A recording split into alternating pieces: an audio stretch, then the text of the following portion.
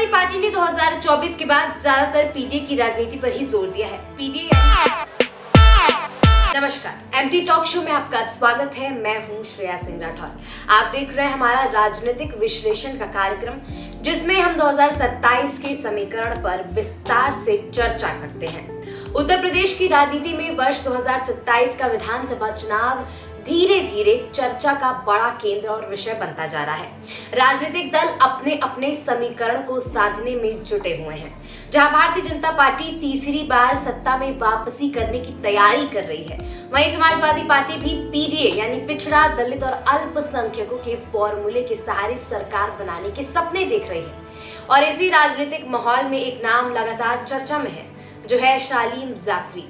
Shalim Jafri केवल एक युवा नेता नहीं, बल्कि वो एक ऐसे राजनीतिक विरासत के उत्तराधिकारी हैं जिसे उनके पिता स्वर्गीय आसिफ जाफरी ने वर्षों से मेहनत कर जनता के बीच विश्वास के साथ खड़ा किया है। आज हम बात करेंगे, क्या शालीम जाफरी चायल विधानसभा से समाजवादी पार्टी के चेहरे बन सकते हैं? क्या पीडीए के समीकरण के साथ समाजवादी पार्टी सत्ता में आएगी? क्या अखिलेश यादव के शालीम जाफरी के घर जाना कोई संकेत था? और क्या 2027 में चायल विधानसभा में कैसे समीकरण होंगे? क्या समाजवादी पार्टी शालीम जाफरी के चेहरे पर दाव खेलेगी या फिर कोई नया समीकरण बन के आएगा?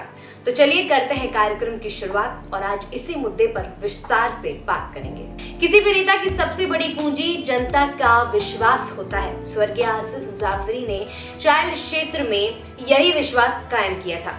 वे केवल विधायक नहीं थे, बल्कि लोगों के सुख दुख में भी शामिल होते थे और जनप्रतिनिधि के रूप में अपनी पहचान बनाई थी। कहा जाता था कि उनके दरवाजे से कोई खाली हाथ लौट कर वापस नहीं जाता था। गरीबों की मदद हो, किसी की पढ़ाई हो, किसी का इलाज हो, हर किसी की जरूरत में वो हमेशा खड़े रहते थे। दुर्भाग्यवश हृदय रोग से उनका असमय निधन हो गया। उनके निधन के बाद केवल उनके परिवार में ही नहीं, बल्कि चायल की राजनीति में भी एक बड़ा खालीपन महसूस किया जाने लगा। लेकिन राजनीति में कोई भी जगह ऐसे ही खाली नहीं रहती।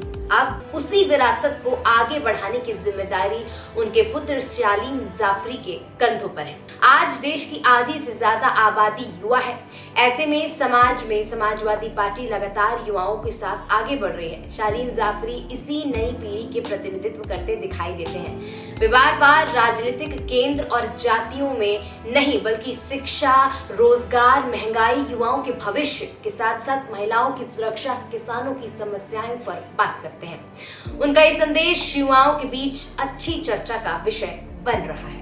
शालीम जाफरी केवल चुनावी मौसम में सक्रिय रहने वाले नेताओं में से एक नहीं है, बल्कि वो हर टाइम लोगों के बीच मौजूद रहते हैं। वे अपने पिता की व्यवसाय की जिम्मेदारी भी संभालते हैं। इसी के साथ साथ अपने क्षेत्र के लोगों के बीच लगातार बने रहते हैं।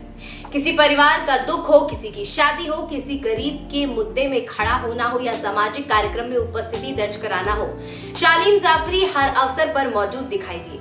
यही कारण है कि धीरे धीरे उनका व्यक्तिगत जनसंपर्क मजबूत दिखाई देने लगा। समाजवादी पार्टी ने 2024 के बाद ज्यादातर पीडीए की राजनीति पर ही जोर दिया है। पीडीए यानी पिछड़ा, दलित और अल्पसंख्यक वर्ग। अगर चायल विधानसभा की सामाजिक समीकरण को देखा जाए तो यहाँ पर कई जातियों में समुदाय और जाति दोनों बहुत महत्वपूर्ण भूमिका निभाते हैं। ऐसे में यदि उम्मीदवार मुस्लिम सीट के साथ साथ अन्य वर्गों की स्वीकृति भी रखता है तो पार्टी उसे मजबूत विकल्प मान सकती है।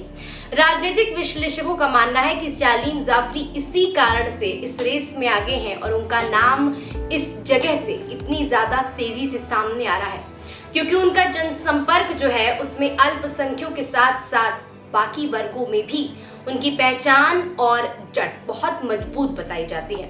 इसी वजह से हो सकता है कि 2027 के चुनाव में समाजवादी पार्टी शालीम जाफरी के नाम पर दांव खेल सकती है।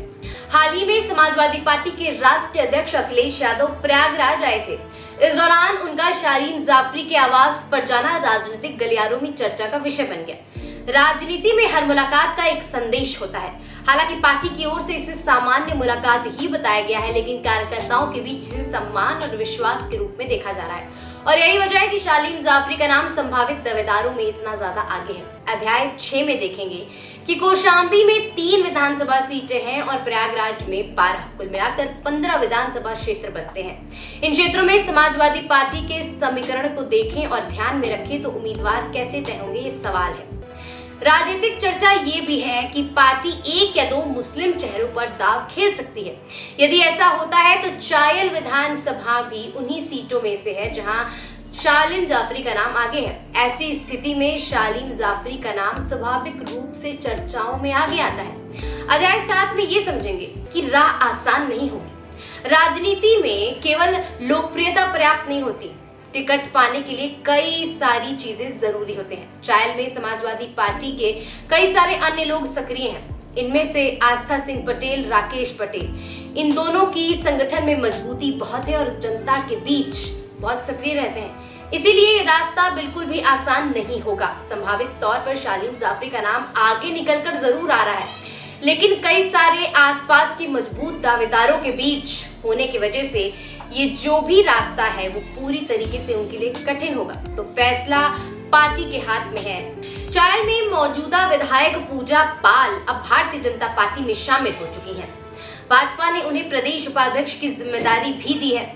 इस बदलाव ने चायल की राजनीति में पूरी तरीके से एक नया मोड़ ला दिया है। अब समाजवादी पार्टी को नया चेहरा सामने लाना है। यहीं से शालीम जाफरी जैसे नेताओं की चर्चा तेज हो जाती है। शालीम जाफरी लगातार युवाओं की भागीदारी की बात करते हैं। वे कहते हैं कि राजनीति में नई सोच तभी आएगी, व्यवस्था तभी बदलेगी जब युवा हो। उनका फोकस रोजगार, शिक्षा, स्टार्टअप, खेल और डिजिटल अवसरों पर दिखाई देता है। अगर वे इन्हीं एजेंडे के साथ लगातार आगे बढ़े तो युवा मतदाता के बीच उनकी स्वीकृति बढ़ सकती है। अध्याय 10 की ओर बढ़ते वक्त ये समझेंगे कि अब सबसे बड़ी चुनौती क्या है। राजनीति में उत्तराधिकारी के सामने सबसे बड़ी चुनौती होती है कि क्या आप अपने पिता जैसी पहचान बना पाएंगे। आसिफ जाफरी ने वर्षों तक बहुत भरोसे की राजनीति की है। अब वही भरोसे की राजनीति शालीम जाफरी को भी अर्जित करनी है। विरासत रास्ता तो जरूर देती है, लेकिन मेहनत कर मंजिल आपको स्वयं पानी होती है और शालीम जाफरी के सामने भी यही चुनौती है। अब अगर मैं बात निष्कर्ष की करूं तो चायल विधानसभा की राजनीति आने वाले समय में बेहद दिलचस्प होने वाली है। एक तरफ भाजपा अपने संगठन को नए समीकरणों के साथ मैदान में लाएगी, तो दूसरी तरफ समाजवादी पार्टी पीडीए की राजनीति के साथ मजबूत चुनौती देने की पूरी कोशिश करेगी। इस बीच शालीम जाफरी जैसे युवा नेता उम्मीद, विरासत और नई राजनीति का चेहरा बनकर उभर रहे हैं। क्या शालीम जाफरी के ऊपर समाजवादी पार्टी भरोसा करेगी? क्या उन्हें टिकट मिलेगा? क्या वो अपने पिता के राजनीतिक विरासत को ऊंचाइयों पर ले जा पाएंगे? इन सभी सवालों का जवाब समय और समाजवादी पार्टी का अंतिम फैसला देगा। ये विश्लेषण उपलब्ध सार्वजनिक राजनीतिक जानकारी और स्थानीय लोगों से चर्चाओं के आधार पर है। आखिरी फैसला तो पार्टी के शीर्ष नेतृत्व का होता है, जो भविष्य में स्पष्ट हो जाएगा। अगर आपको हमारा ये राजनीतिक कार्यक्रम पसंद आया हो तो हमारे चैनल को सब्सक्राइब करें, हमारे वीडियो को लाइक करें और इसे शेयर जरूर करें और अपनी राय हमें जरूर बताएं कि क्या समाजवादी पार्टी शालीम जाफरी के नाम पर चायल विधानसभा से दाव खेलेगी या फिर वो किसी दूसरे नेता पर दाव लगाएगी। और कमेंट बॉक्स में हमें जरूर बताएं कि क्या समाजवादी पार्टी को चायल से शालीम जाफरी पर दाव लगाना चाहिए या किसी दूसरे नेता को मौका देना चाहिए। अपनी राय हमें जरूर बताएं। आप देख रहे थे एमटी टॉक शो। ये था हमारा राजनीतिक विश्लेषण कार्यक्रम। मैं हूं श्रेया सिंह राठौर।